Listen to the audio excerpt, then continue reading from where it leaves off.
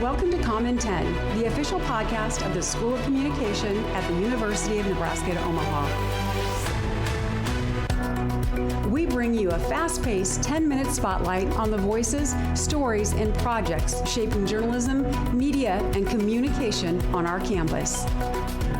10 minutes, one story, all Maverick. Welcome to Comm 10. This is our first episode of our podcast. We're kicking it off. Thank you, everybody, for joining us. So today I'd like to start with the origin story of the three hosts that you'll see throughout the podcast. So Jodine, tell us your origin story. Well, my origin story started like many superhero stories. I grew up in a small town in northwest Iowa. I was in the Midwest. On a farm, right? With the horses and the dogs and the cats and all that good stuff. But when I turned about 4 or 5, it's such a strong memory that it seems almost surreal when I tell it. But I wanted my mom to wake me up for the first episode of Good Morning America. And she did. And so I was up at 6, 7 in the morning, whenever it was. And I watched it. And then it was our family tradition to always sit down at night and watch the news while we ate supper. So it just grew up around me, and my parents were always reading newspapers. They were always informed. And I just knew that I wanted to go in television, but I got to tell you, honestly, I never thought I could. What could a girl from, Greenville, Iowa, how could you get on TV? So those are the little doubt demons that kind of sit in your brain when you're going through, puberty and then high school. And I got my first job at a radio station. And I was on air, worked a ton, took all the hours I could. And I did that for several years. And then I went to Sioux City, to Morningside College, where I met the folks at KCAU. I ended up getting a job there. So I was now on my way to being a television reporter, which, again, beyond my dreams, right? This is so cool. And so I did that for a few years. And I actually some people thought it was a bit of an odd step because I went back into radio. But I really found I loved them both. There's just something so personal and intimate about radio that I just love this medium. So I was working at KSCJ, and my husband was transferred to Omaha. And so the condition, because I loved my job, was that I could go to UNO and earn my master's degree. And they called me up and said, "Hey, would you like to be a TA?" And I said, "What's that?" "Yeah, of course." And so that's when I got my foot in the door and I started teaching. I taught television production. I also was a TA for some faculty. And from that point on, I felt like that's where I needed to be. This is amazing. I get to do a little bit of both. I get to still follow my passion and love for telling the truth and telling stories, but also work with like-minded people and teach others to, hopefully future storytellers, to hopefully, follow the truth, even when it's scary or even when you're tired. So I've been doing that now for 25 plus years here at UNO. And it's just been a dream job for me.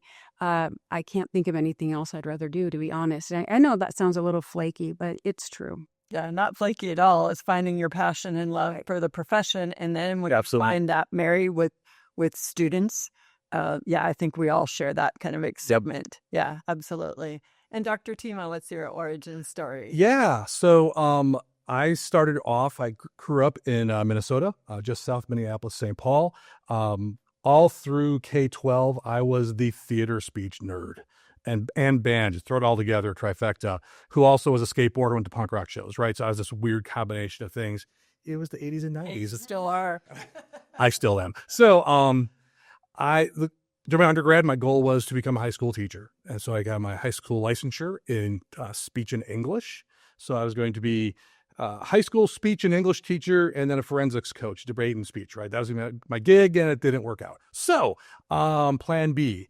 So there's a lot of plans that happen in here. I end up moving from the stores for Best Buy to the corporate offices, worked there for a little while I'm doing that. I'm going to my master's at University of Minnesota. Taught there in both the English Comp department my first year, and then teaching argumentation and debate my second year in the communication studies department, where I got my degree. Finished that degree up.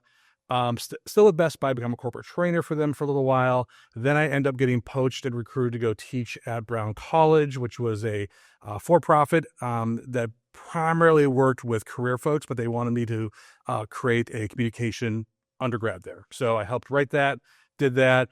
Then I was like, okay, it's time.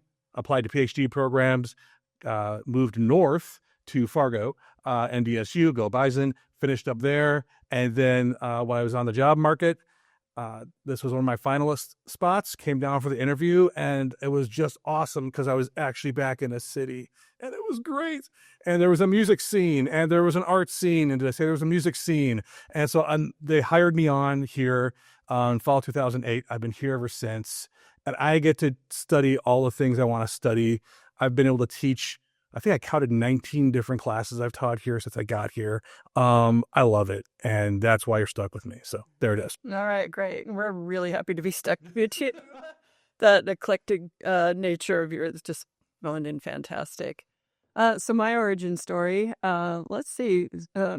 So I know I say I'm from California all the time, but I'm really from Kansas.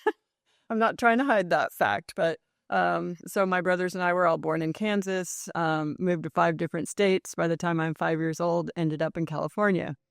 Stayed there for a very long time, but moved all over California as well. So I love sports. I always played sports in middle school, high school, and then even afterwards. Soccer, my love, 28 years doing soccer. I still have a fondness for it. I was terrible at basketball, but I played that for 3 years in high school, and then I played volleyball as well.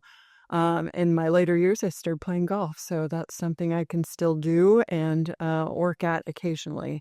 I used to be much more avid about it, and then I moved to a place that I can't play year-round, so it's kind of changed the game a little bit. But back to the other side. So when I was in middle school and high school, I just loved to write. I wrote all the time. I excelled in my English classes. Everything clicked and made sense. And I would just write stories for fun. And I thought I'd be a writer, a novelist, a journalist. And then I realized I'd have to talk to people. And I was really, really shy, and it was not comfortable for me to do so. But I found communication through my mom, because she was a senior in college when I was a freshman, and we both went to California State University, Sacramento. So she introduced me to the classes, to the faculty, and she was more of a generalist, and I tended to move over towards the production side. So I did radio and television production. And then I realized, like, all my experiences in sports and being on the yearbook and school newspaper and student government, I worked in teams, I worked creatively, I worked with deadlines. It's all the things that you have to use and hone when you work in television production. So I put those skills there, and I really excelled and enjoyed it.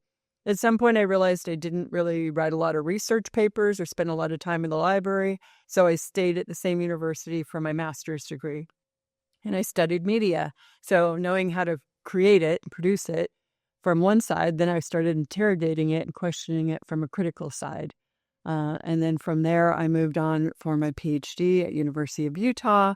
One of the positions I had was to be in charge of the campus radio station, that I got much more experience than in that sector, and it helped me get my first tenure track job. So back in California, it was kind of a nice homecoming, although now I was in Southern California, so I've run the gamut of the whole state. From there, I was there for 17 years, and I did a lot of different jobs, including being an assistant dean at a branch campus in Palm Desert, and I was in charge of professional theater. And I thought, why am I doing that? Except when I saw the board and the lights, I'm like, this is the same thing that television has. So I felt comfortable with it. And from there, I went to Middle Tennessee State for 5 years to be a department chair. And then I found something even better, to be a director at University of Nebraska, Omaha. And I really, I'm super pleased with this university, the community, everything's been great. I feel more comfortable in the Midwest than I did in the South, frankly. But I'm really, really impressed by the faculty and students, particularly the number of awards they receive and the number of scholarship dollars that are available. I have not seen that elsewhere at another university. So enough about me. I'd like to turn it back to Jodine and ask her about the origin of this podcast. Where did this come from? What happened here? Well, so this summer, during our faculty retreat that we always have in August, I know Dr. Tima and I have floated around the idea of doing a podcast for several years. And then other faculty have talked to me about this idea of a podcast. And it was in the idea stage for too long of a time. And so I thought, you know what? I have the skills to do it. I can do this. I teach this. We have this beautiful equipment. Thanks a lot to your, getting us this equipment. And we have the resources here. And more importantly, we have all the stories here to tell. So our faculty, amazing faculty that the way they publish, the research they're doing, and what better way to tell their stories than, through audio and of course video as well. And so that day, floated it by Adam and he said, yep, I'm in. And then of course, as it evolved and was talking to you about it and you were interested in the podcast. Let's do it.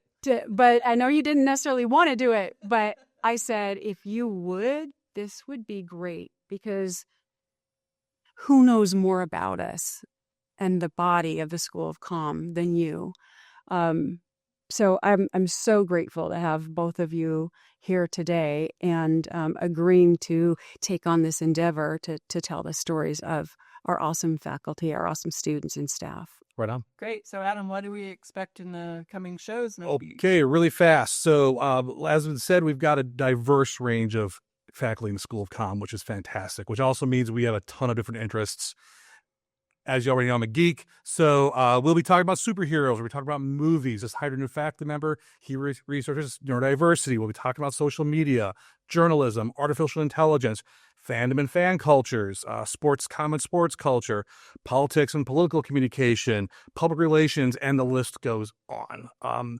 If you ever take a look at our faculty list and look at the stuff that we look at, you'd be shocked at some of the stuff that we publish. I mean, like you brought up, I used to research breweries and beer culture and the whole thing when it was a huge deal. So we look at it all. It's fantastic.